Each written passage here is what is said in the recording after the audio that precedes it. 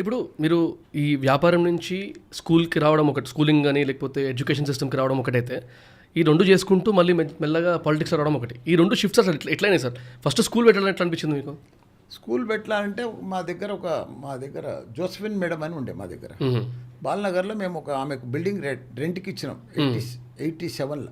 Okay, 87లో building రెంట్కి ఇస్తే ఆమె 88లో నాతో కాదు, అప్పుడు ఎన్టీ రామారావు పీరియడ్లో ఆయన ఏం చేసిండు, 30 రూపాయలు ట్యూషన్ ఫీజు ఉండే, 1200 స్కేల్ ఇవ్వాలని పెట్టిండు టీచర్లకు. ఓకే, అంటే దేనికి మ్యాచ్ కాకపో సరిపోకపో, 40 మంది పిల్లలు ఉంటే ట్యూషన్ ఫీజు టీచర్కే సరిపోకపో, ఇంకా మిగతా మెయింటెనెన్స్లో ఆమెకు ఎక్కడ కూడా వెళ్ళలేదు.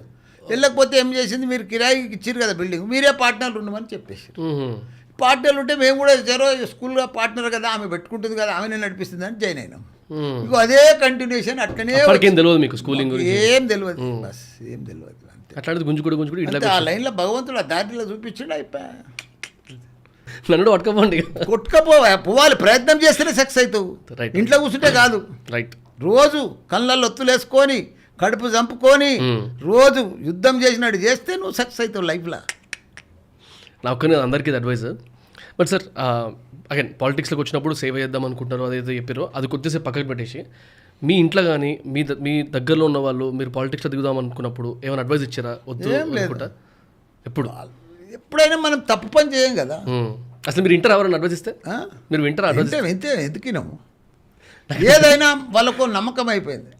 మల్లారెడ్డి మా ఇంట్లో ఏ పని చేసినా మంచిగా చేస్తాడు, ఆలోచన చేస్తాడని వాళ్ళకి తెలుసు.